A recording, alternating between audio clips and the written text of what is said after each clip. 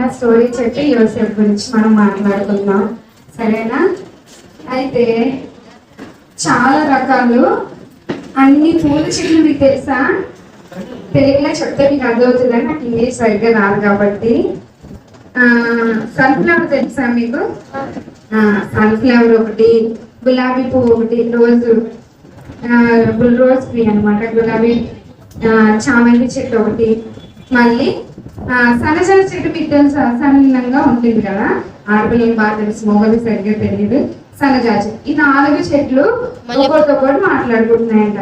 First sunflower వచ్చి రోజా చెట్టుతో, అబ్బాయి నువ్వు చాలా అందంగా ఉంటావు, నిన్ను చూసినప్పుడు నాకు నీలాగా నేను ఉండాలనుకుంటున్నాను, నిన్ను చాలా మంది ఇష్టపడతారు, వారి జల్లో పెట్టుకుంటారు, నిన్ను తింటారు, కాబట్టి నువ్వు చాలా, నేను నీలాగా ఉంటే నాకు నీలాగా ఉండాలని నాకు అనిపిస్తుందని సన్ఫ్లవర్ రోజాతో చెప్తుంది. అయితే అన్ని రోజాని పొగుడుతాయి అన్నమాట. మళ్ళీ చామంతి చెట్టు అంటది, అవును నిజమే, నేను గులాబీ చెట్టులా ఉంటే ఎంత బాగున్నో, నన్ను కూడా అందరు ఇష్టపడేవాళ్ళు, నేను రోజా పువ్వు అయితే నిత్యం పోస్తూ ఉంటుంది, నేను 1 ఇయర్కి చాతుకులో 1 ఇయర్కి ఒక 2 నెలలు అలాగా పోస్తాయి అనమాట, నిత్యం పూసేదాన్ని, అందరు నన్ను చాలా ఇష్టపడేవాళ్ళు అని అంటారు. అయితే 3 కలిపి చామంతి చెట్టు దగ్గరికి సంజాయి చెట్టు దగ్గరికి వస్తాయి. అయితే అంటే సంజయ్ చెట్టుది అంటే, నువ్వు ఎవరిలాగా ఉండాలనుకుంటున్నావు, నీకు ఎవరిలాగా ఉండాలనిపిస్తుందా అని అడిగితే నేను ఎవరిలాగా ఉండాలనుకోవట్లేదు, నేనులాగే ఉండాలని అనుకుంటున్నానని సన్నజాజి చెట్టు చెప్పింది. సన్నజాజి చెట్టు చిన్నగా ఉంటది, సన్ఫ్లవర్ బాగుంటది, గులాబీ బాగుంటది, చామంతి కూడా చాలా బాగుంటది. సన్నజాజి బాగోకపోయినా చిన్నదైనప్పటికీ అది ఏం చెప్పిందంటే, నా ఉన్న స్థితిలో నేను చాలా సంతోషంగా ఉన్నాను, ఎందుకంటే దేవుడు నన్ను గులాబీలా చేయాలనుకుంటే గులాబీ చెట్లా చేసేవాడు కదా, లేకపోతే సన్ఫ్లవర్లా చేసేవాడు కదా, లేకపోతే చాంతి మొక్కలా చేసేవాడు కదా, నన్ను 3 విధాలుగా చేయలేదు, నన్నుగా చేశాడు.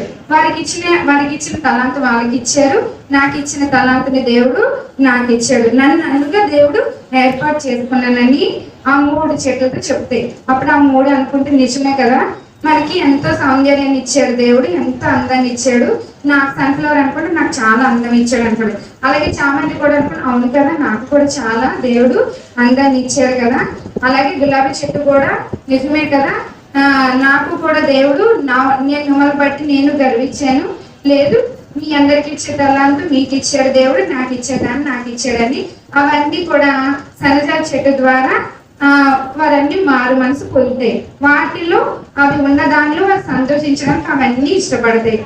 అయితే ఇప్పుడు ఉదాహరణకు మా చిన్న యోసేపు స్టోరీ చెప్పుకుందాం. స్వరూపన్న తెలుసుగా, స్వరూపన్న వయసు కొంచెం ఎక్కువే కానీ ఆయన పొట్టిగా ఉంటాడు, అందరికీ నా క్లాస్లో కూడా పొట్టిగానే ఉంటాడు. రాజేష్ అన్ని ఎలా ఉంటాడు, చాలా టాల్గా హైట్గా ఉంటాడు. రాజేష్ అన్ని తెలుసా మీ అందరికీ? తెలుసు కదా, రాజేష్ అని కూడా చాలా హైట్గా ఉంటాడు. కానీ రాజేష్ అన్నయ్య స్వరూప్ అవ్వలేడు, స్వరూపు రాజేష్ అన్నయ్య అవ్వలేడు. స్వరూపుని స్వరూప్ లాగా దేవుడు సృష్టించాడు, రాజేష్ అన్నయ్యని లాగా దేవుడు సృష్టించాడు. నిన్ను బట్టి ఆనందిస్తాడు, నిన్ను బట్టి కూడా ఆనందిస్తాడు. ఒకరొకరు ఎప్పుడు పోల్చుకోకూడదు. నా ఉన్న స్థితిలో నేను దేవుని మహిమపరచాలి, దేవుడు నన్ను ఎలా ఏర్పాటు చేసుకున్నాడో ఆ స్థితిలోనే దేవుని మహిమపరచాలి. అర్థమవుతుందా? అయితే యోసేపు స్టోరీ మనం చిన్నగా మాట్లాడుకుందాం. చాలా మంది పిల్లలు అనుకుంటారు, అయ్యో మా అమ్మ మా నాన్న మంచిగా లేరు, సరైన భర్తలో లేరు, మమ్మల్ని సరిగ్గా పెంచలేదు అనుకుంటారు కదా. మా అమ్మ ప్రార్థన బాగా చేస్తుంటే మాకు కూడా ప్రార్థన బాగా వచ్చేది, మా అమ్మ వాక్యం బాగా చదివి చెప్పుకుంటే మాకు కూడా వాక్యం బాగా వచ్చేది, మాకెవరు మా అన్నీళ్ళు కూడా సరిగ్గా దేవుళ్ళు ఉండరు కాబట్టి మేము కూడా సరిగ్గా దేవుళ్ళో లేమని మనం అనుకుంటారు చాలా మంది.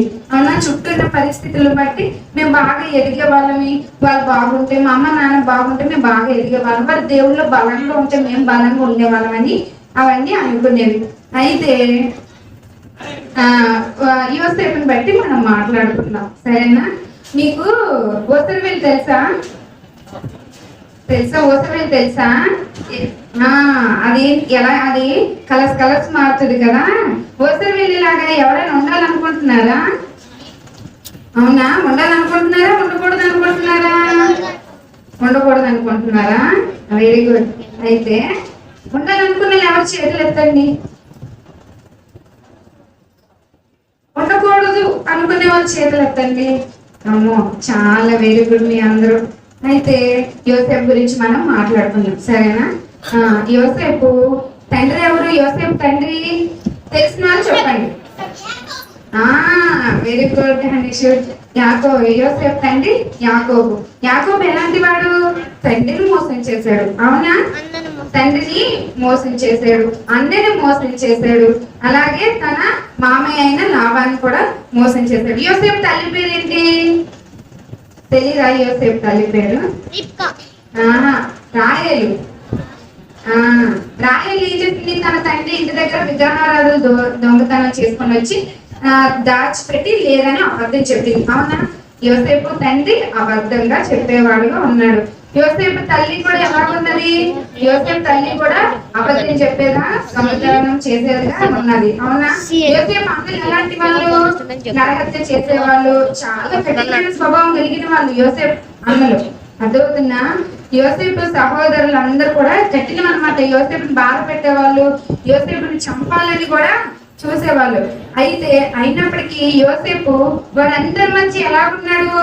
చెడ్డవాళ్ళతో తను సావాసం చేశాడా? తనకున్న స్థితిలోని యోసేపు ఎలా ఉన్నాడు? యథార్థంగా బ్రతికాడు, నీతిగా బ్రతికాడు, అవునా? తన యథార్థతను కోల్పోలేదు, అవునా పిల్లలు? తను ఉన్న పరిస్థితులను బట్టి తను మార్చబడలేదు, అవునా?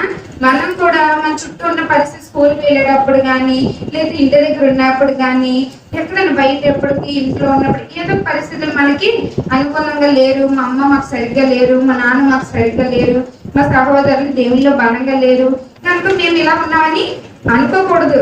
యోసేపు తన యొక్క పరీక్షలో ఎలా అయితే నిలవబడ్డాడో, దేవుడు చెప్పినట్లు ఎలా చేశాడో మీరందరూ కూడా యోసేపు లాగా బ్రతకాలి. అదొక సమయాలు తెలుసా మీ అందరికి? సమయాలు చిన్నప్పుడు 3 సంవత్సరం అప్పుడే దేవుడికి అప్పగించబడ్డాడు. సమయాలు వెళ్ళినప్పుడు ఏలియాకి 2 కుమారులు ఉన్నారు, చెడ్డ అబ్బాయిలు. ఏలియా కుమారులు ఎలాంటి వాళ్ళు? చెడ్డ అబ్బాయిలు. అయినప్పటికీ సమయాలు ఏం చేశాడు? ఏలియా వారి కుమారుల మధ్యన వారితో చేరలేదు. చెడ్డ అబ్బాయిలతో మనం చేరే వారంగా ఉండకూడదు. అదవుతున్న పిల్లలు, చెడ్డ అబ్బాయిలతో చేరలేదు ఏలియా. అలాగే దానియేలు కూడా అన్యుల దేశంలో ఉన్నప్పటికీ దానియేలు కూడా అన్యులతో పాటు తను ఉండలేదు. నా దేవునికి ఇది ఇష్టం లేదు, దేవునికి ఇష్టం లేని కార్యం నేను చేయనని దానియేలు కూడా యథార్థంగా ఉన్నాడు, దేవునికి ఇష్టమైన రీతిగా ఉన్నాడు. అదవుతున్న యోసేపు అలాగే బ్రతికాడు, దానియేలు అలాగే బ్రతికాడు, అలాగే ఇంకెవరు? సమయలు కూడా అలాగే బ్రతికాడు. అదవుతున్న పిల్లలు.